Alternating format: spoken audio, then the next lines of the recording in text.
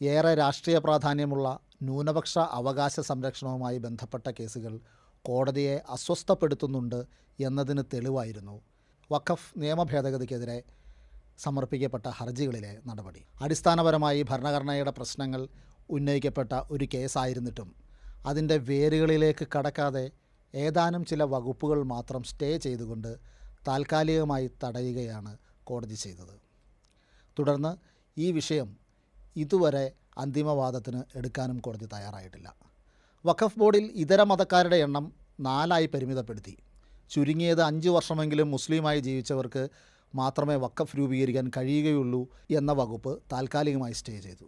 ഇതിൽ 5 വർഷത്തെ സമയപരിധിക്ക് സ്റ്റേ നൽകിയിരിക്കുന്നത് 5 വർഷം മുസ്ലിം ആയിരുന്നുവെന്ന് പരിശോധിക്കുന്നതിനുള്ള സംവിധാനം സംസ്ഥാന ഗവൺമെൻറ്റുകൾ രൂപീകരിക്കുന്നത് വരെ എന്ന് പറഞ്ഞാണ്.